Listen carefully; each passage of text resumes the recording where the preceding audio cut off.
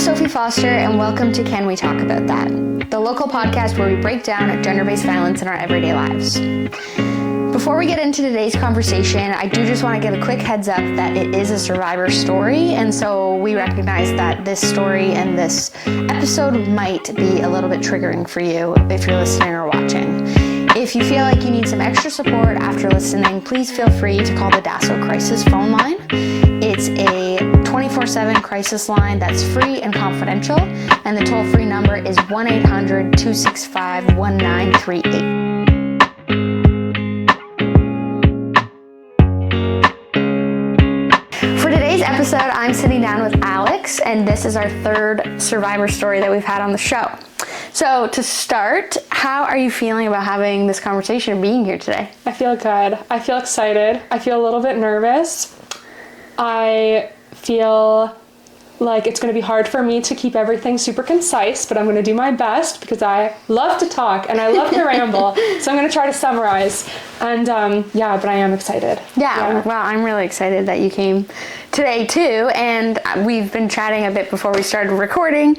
And I just wanted to know how important it is to have conversations with survivors, and just getting to know a little bit more about your story and what you do want to share can really help people listening, but it also helps even service providers that are listening to this too.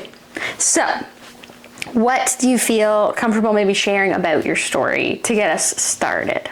I think what's important for me to mention is in the start of the relationship, I feel like I didn't have the awareness of myself and like my wounds that I have now. So when the relationship started, I was kind of looking for something that would like fill something that was like hurting inside of me. I was pretty insecure, and so anyone that kind of gave me like validation, I magnetized to, and that's what happened. So there was a lot of love bombing, and again, I didn't have the awareness that I have now and understanding of relationship health. So there was a lot of red flags that I missed, so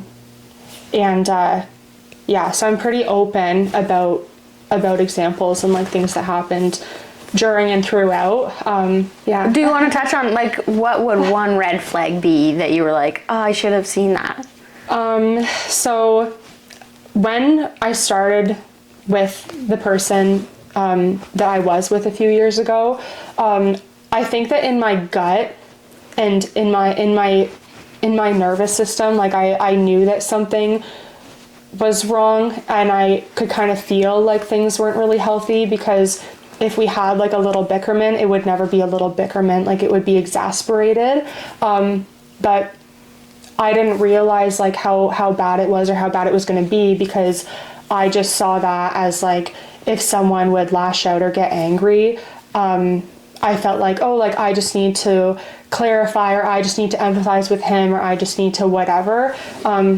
So I think even like right from the beginning, just having the nerves would be a concern, but I just kind of was used to gaslighting myself and, okay, Alex, you're just emotional, you're just overdramatic, like, so I think in my gut, I could feel that it wasn't healthy, but in my mind, I sabotaged my gut instinct.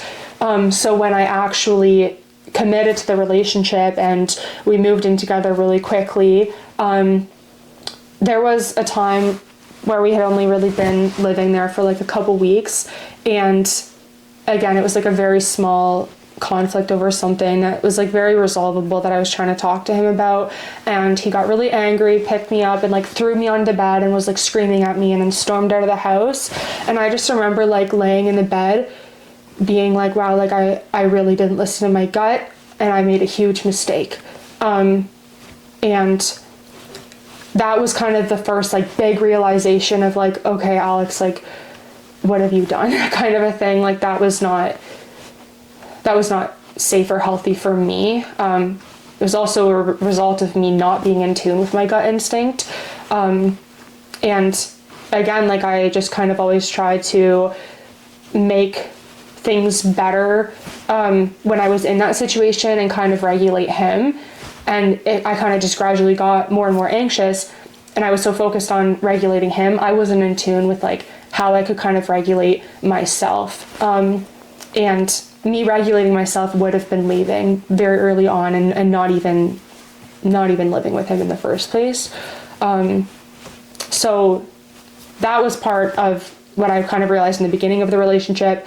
But even throughout, like, I still tried to kind of keep the peace, still tried to kind of make sure that he wasn't getting angry. And he was very different. Like, when it was just me and him, he was very different than when we were with other people, like friends or family. He was very quiet, very passive, very shy. But then when it was me and him, he'd be like the opposite. He would be very loud and aggressive.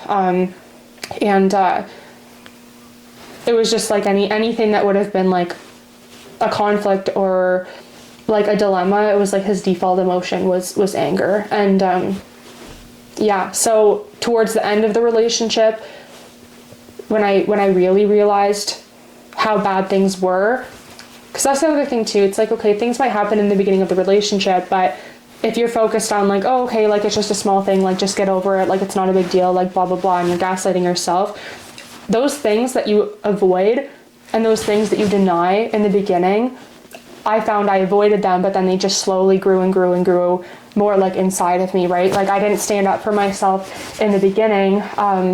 And so that kind of just enabled him to be more and more aggressive. But it happened so gradually, like, that I didn't really realize how bad it fully was until the end of the relationship. I was getting like really sick all the time, and I didn't really know why. And so I got a naturopath and did some blood work, and I thought I had like a really big like health issue. He did blood work, and then I went back and he was like, okay, first of all, your cortisol is like through the roof, and you have the liver of an alcoholic. So how much are you actually drinking? And I would only drink like a couple times a year. And at the time I hadn't drinking for months before I got my blood work done. So I'm thinking like, okay, well, like, I genuinely like haven't had a drink in a long time. And he's like, okay, well, like, this is not a good thing, right? And then I kind of learned more about cortisol, because he said my cortisol was really, really high. And so cortisol is basically like the stress hormone. And so if you have a lot of stress, you have high cortisol. When your cortisol is high, then your immune system kind of naturally shuts down. And so that was a big part, I think, of why I kept getting sick. And also avoiding my anxiety and avoiding my gut instinct for so long to keep the peace of another person instead of focusing on the peace of myself. The more we suppress what our body is trying to tell us, that's what leads to worse things. And I saw this video that said stress leads to cortisol, cortisol leads to inflammation, inflammation leads to illness, and illness leads to disease, and disease leads to death. And that was kind of when I was like, okay, like, I actually think I have to like take things a lot more seriously than I had been. Mm-hmm. When my body was starting to shut down, I think that was like kind of this deciding factor for me, that I was like, okay, like I have to do something different. Yeah, it's a huge realization moment. Yeah. And I know when we were talking a little bit before, you had said too, that gut realization was like, this is like concrete evidence to show me, as opposed to, you know, gaslighting yourself or someone telling you it's not that bad. To see it on paper from a doctor, I'm sure was like a huge gut realization too. Yeah, for sure. Like, and I heard the saying, it's conflict avoided is conflict multiplied, and I do believe that is case.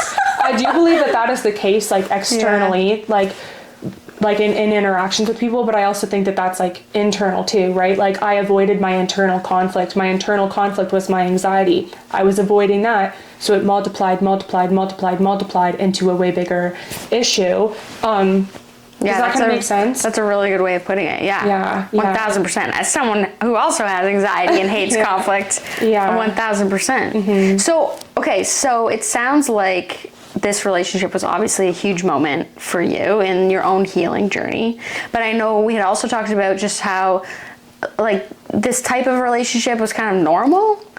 And then you started kind of connecting dots. Yes. So I kind of noticed that the types of people generally that I had been in relationships with, there was kind of a pattern of who I was gravitating to and who I was staying with. So I've had a handful of relationships. I've actually, I'm 28. I've had 5 relationships. My middle relationship was like the healthiest one that I had. But prior to that, my first relationship was extremely awful and abusive. I didn't know that it was awful and abusive until long after. My second relationship also, there was a lot of control and a lot of anger from that person. And again, I suppressed myself trying to keep his peace. But I didn't have the awareness of it at the time. I just was so focused on other people. My fourth relationship, who was the relationship that I had before I moved into transitional housing, I think that I learned a lot more about how the way that I grew up influenced and affected the types of people that I was gravitating to. So growing up, I was in a house that had a lot of chaos. And I didn't know this at the time because I didn't know any different. But there was a lot of chaos. There was a lot of sporadic emotions in the house. There was a lot of irregulated adults and irregulated patterns and habits and inconsistencies with routines. And so I think I learned from an early age that back and forth, wishy-washy, unpredictable environment was familiar. Mm-hmm. And also I learned from an early age that I had to kind of suppress myself and suppress my voice to keep the peace of those around me. I think that this is a kind of a problem in society in general, but I know for sure, in the way that I grew up, it was okay, how people say okay, kids are supposed to be seen and not heard. Mm-hmm. So I was pretty quiet. When I was younger, I was pretty passive a lot of the time, but there were times where I'd be okay, passive, passive, passive, passive, passive, and then I would kind of then I would get really frustrated and lash out. And then I was made to kind of look like the crazy person.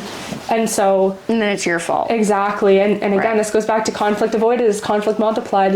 You know what I mean? I would suppress all these things in myself, and then I would get so frustrated. But yeah, there was a lot of invalidation with the way that I grew up, the things that I would talk about or things that would hurt me. I was met with a lot of defensiveness. I was met with a lot of deflection or denial. And I was told a lot growing up, you're just emotional, you're just sensitive, you're just being dramatic, you're making a mountain out of a molehill. So I think I just learned that it is more familiar and it's easier for me to protect myself by not saying anything. Mm-hmm. And just make sure that the people around me aren't mad. And I was a huge people pleaser for a really long time. I was a really, really, really big teacher's pet. I had to get all A's on everything. Always had to be on honor roll. Always had to make sure that everyone in the class was getting along and liked me. And that is something that I've done in adult life too, and in relationships. Lots of parallels, lots of parallels to the way that I grew up. You can see how you ended up there as well. Yeah. And just hearing you talk, it sounds like you were in a much different position, let's say even 3 years ago, than what you are now. And thinking about that even just in a mental health perspective, I guess, and just thinking about if you're not doing well with your mental health and you're not doing well with your health, it puts you in a really vulnerable spot. So thinking about dating and having people that are looking for someone that maybe they can speak to that way, or they can walk all over, it sets you up in a bad position. Yeah, exactly. I think that I was kind of conditioned at a young age to not say anything that could inconvenience anyone. And then so I thought, like, when I was young, I thought that being passive was like being a good person. Like, if I'm ever assertive, or if I ever assert myself, or if I say my wants and needs, or if I am direct about things that aren't okay, I'm going to get punished, right? So I learned not to do that. And it definitely made me more like susceptible, I think, to gravitate to someone that would have kind of been like familiar in that way, like someone that was like kind of more powering over me. Even if it was like, okay, in my gut, I was like, oh, okay, this isn't really healthy. Like, this is like human nature, and this is like part of psychology, is we gravitate to what feels familiar, not what feels healthy sometimes. And I was also used to like trying to like regulate other people when I was younger. And so that kind of just became sometimes like in my nature. I also think like something that I've had a habit of in my life is always viewing anger as like a secondary emotion. Sometimes if people are afraid of vulnerability, or they're afraid to say something that hurts them because it feels vulnerable, sometimes they'll build this like thick shell and this wall around them, and instead of feeling like they're sad, or like they're vulnerable, or like they're weak, they don't want to look weak, so they'll channel their sadness into anger, because then you can still show that you're hurting, but like instead of looking like you're weak, you're going to look like you're tough. And then, you know, people are maybe going to respect that person more. But really, like, there's a difference between respecting someone and being afraid of them.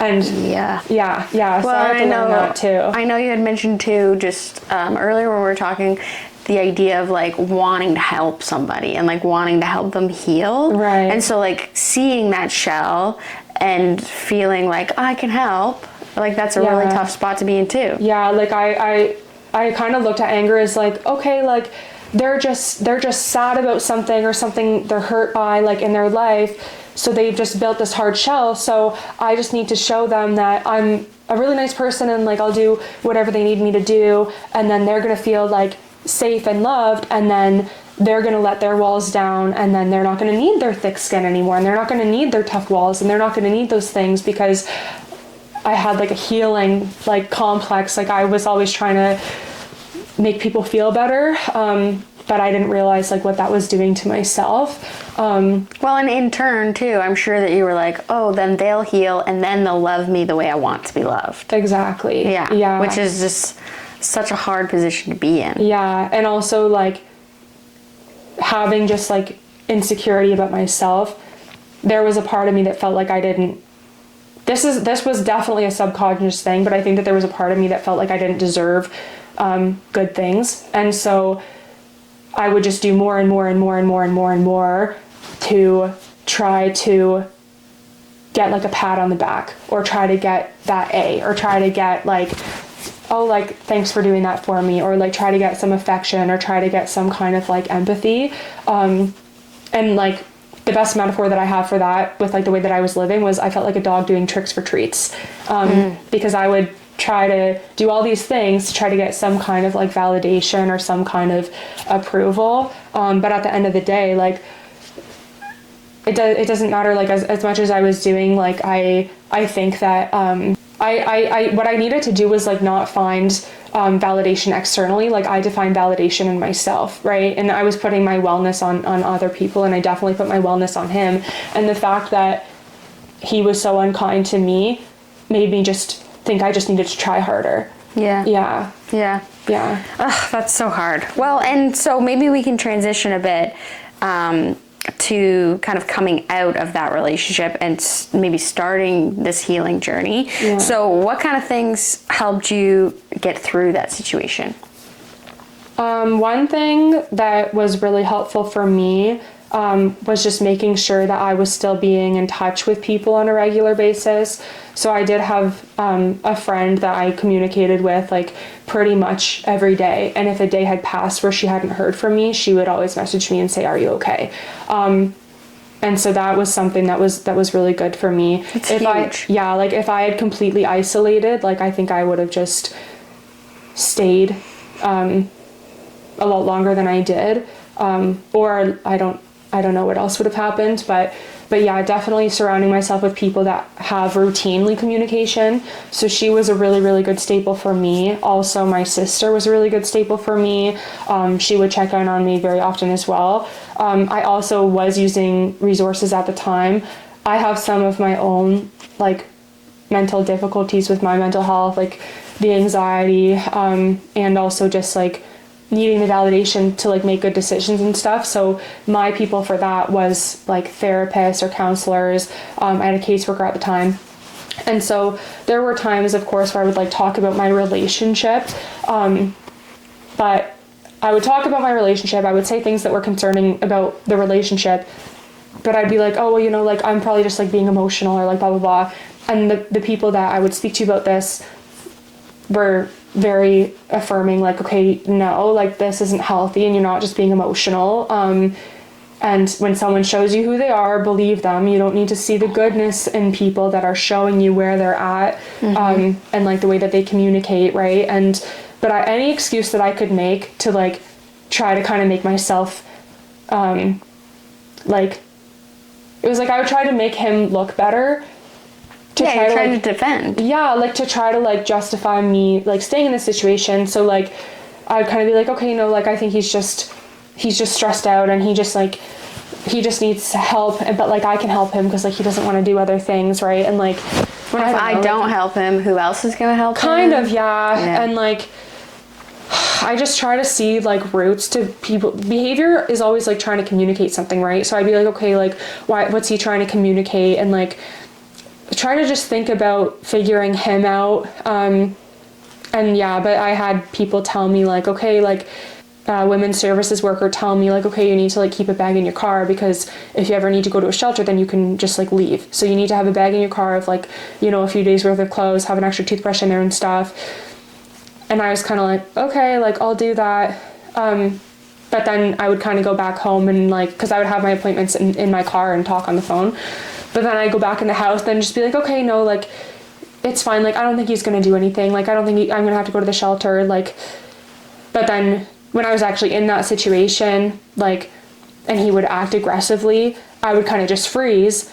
But then after things would calm down, I'd be like, okay, no, like, we're all better now. Like, everything's fine. Like, everything's fine. Like, so it's kind of like I had my own constant state of denial about how bad things were. But for me to have resources telling me like, okay, like you need to have a bag in your car. Like, yeah. It's like you're not wrong. You're not being emotional. You're not being crazy. Exactly. That's not okay. Yeah. Cause this kind of just like perpetuated the cycle for me gaslighting myself. Right. And then, yeah, but I had one of my workers, it was a caseworker, say, Alex, if you don't get out of that house, you're going to be a statistic. And that one, like, I think about that a lot, but I actually also think like in that situation, like I think was like kind of trying to water down the situation and be like, okay, like, well, I mean, like maybe it's going to get better though. Like, I think it might get better. Like yesterday he like got me a cup of water and like, he doesn't usually get me a cup of water. So like, I think he is trying to be nice now. Like, I think he is trying, like, but it's like, that's like breadcrumbing, right? Like how sometimes people will just give you like the bare minimum to kind of make it look like they're trying, but like it's like, okay, like it's just a band-aid over a way bigger situation. Yeah, and then it starts all over again. Exactly. Yeah. Or like I felt like a lot of the times I was asking for him to communicate and just like be kind and like figure things out as a team, and then he would say that he will, but then when there was actually like a conflict, it was like back to square one. And instead of him resolving like the problems, he just kept being aggressive, and it just got worse and worse and worse. And instead of him resolving the problems, sometimes it would be like those things like that, like, oh, getting a cup of water, or like, okay, like get flowers or something. But that doesn't mean that person's going to change their aggression and their anger and their yelling and screaming and being physical. Like, sometimes that's just something that people do to like breadcrumb you to make you think that for a little bit, without and to make you stay. Exactly, like without them actually having to change. You know what I mean? Yep. Yeah. So if you like thinking back to yourself in those moments, if you could go back and say something to yourself, what would you want to say? Now. Yeah, I would definitely tell myself that I'm not crazy, I'm not over emotional, I'm not being over dramatic, I'm not too sensitive, and I don't need to shame myself for any of those things anyway. Like, I think people need emotions. It's not something that I need to feel bad about myself for. The purpose of emotions is your nerves trying to tell your body something and trying to signal to your body something. So, like, instead of me shaming myself for being an emotional person, I need to think of emotions as like a tool and being like, okay, what is this emotion trying to tell my brain? You know what I mean? Like, listening to my anxiety and actually becoming aware of it and listening to my body, what my body would have been trying to tell me. I think that would have been a good thing. And eventually I did get to that place. But yeah, definitely I would want women in my situation, I would want them to know you're not being crazy, you're not being over emotional, you're not being too sensitive. All the emotions that you're having them for a reason, and it's your body trying to tell you something. To keep you safe. Exactly. And if you think like, oh, like, it's okay, I just need to try harder, I just need to work harder, I just need to do more. Sometimes the way that we look at things isn't necessarily factual, it's just the way that we're conditioned to think.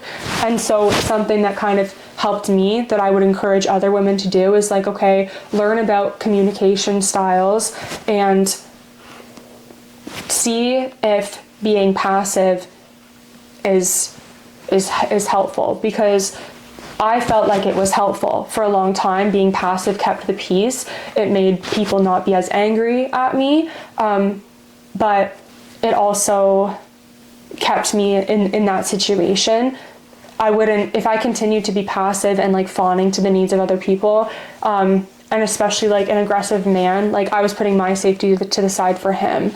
And they're not in that situation when you're being passive in whatever relationship, even if it is with maybe a friend, let's say, they're not getting the chance to love you authentically. Exactly. Because you're not fully being yourself. Yeah, and it's like, I kept trying to fill other things, like to try to kind of make me feel better, but I wasn't really getting to the root of the problem. The root of the problem was like, don't be around someone that is constantly making you feel bad and then ask yourself why you feel bad all the time. You know what I mean? Right. Like, yeah. Well, and that was my next question that I was going to ask too, is what started making you feel better? Whether you were out of the relationship or maybe near the end of the relationship, what made you feel like, I feel like myself again, or I feel like a new person? Definitely going to transitional housing. I was met with so much love and empathy and reassurance and validation. And it taught me a lot about myself that I didn't know. Like I feel like I was in like such a constant state of fear that happened so gradually, and I got so used to that I didn't realize like what life was actually like. Like I didn't know that there was as many people like that were so caring, because instead of me seeing all of the people that were so caring, like, you know, in the world, like I was just so focused on like my fear about him, you know what I mean? Like I was so focused on people that didn't respect me and trying to get them to respect me. I was so focused on that, that I totally like didn't really have awareness of like all the people that like are good in the world and people that do care and people that are loving. Like I wasn't focused on all the goodness of the world. I was just focused on the negative. And so for me to get rid of that, I'm like, wow, like there are all these people that are like so kind and caring and like validating and reassuring and like and communicate well. And like I didn't let that in before. Mm-hmm. If that kind of makes sense. Yeah, like, that makes total sense. Yeah. Well, and I mean, if you're thinking about people listening to this episode and hearing your story, what do you wish more people in our community knew about abuse, but also like healing? I think a big thing that I would say is that anyone that treats you badly and says, oh, well, I did this because you did that, or I did this because I want this or I want that, and it's like they're always blaming you. Like that's not your energy to claim. Like at the end of the day, I get to control my thoughts, my feelings, my actions, my emotions. That's not another person's job to do that for me. and vice versa. It's not my job to control another person's thoughts or feelings or actions or behaviors. It's not my job to take an aggressive person and teach him to be kind. That's not my job. That's his job. And I think like it helps when as a community and like as a society, we all just kind of look inward and try to have secure attachment and try to have assertive communication and try to have boundaries and also like establish them with our words and with our actions. There were times where I would think about leaving a lot. I was actually constantly thinking about leaving, but I just didn't really have the strength to do that for a really long time.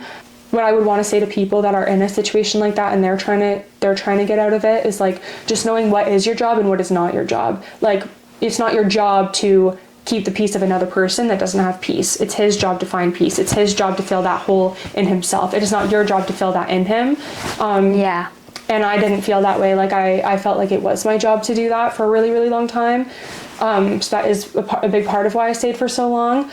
Yeah, I also would say like if someone's in a situation like that, don't go to like random people for advice. Go to people that are supportive, because I know in my life like there were certain people when I was in that situation, other people that were like in an older generation, and I know that they don't all think this way, but there were a lot of people in my life that were in older generations that would tell me that things were normal when they weren't.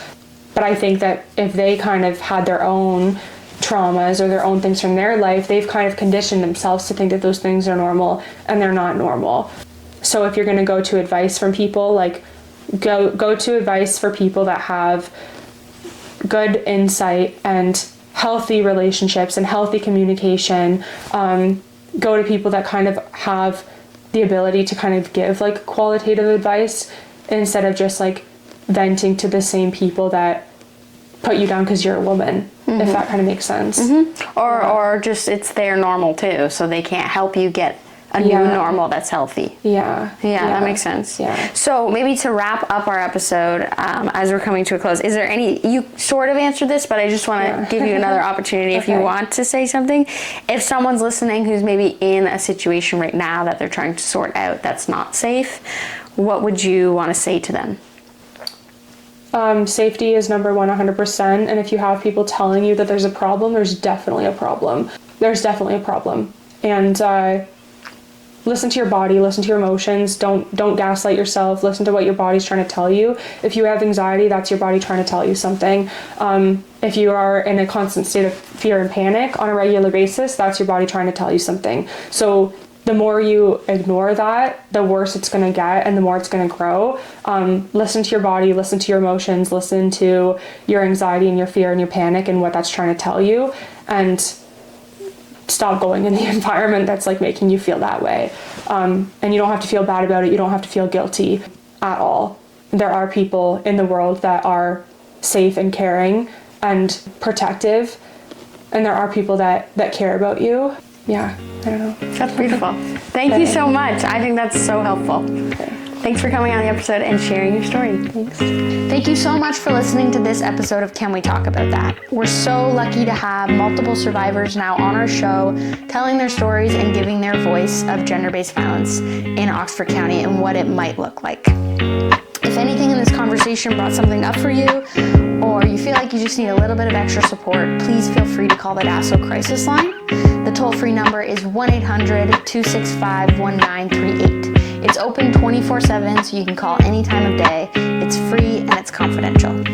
We'll be back with more conversations that help to break down gender-based violence in our lives. We'll see you on the next episode.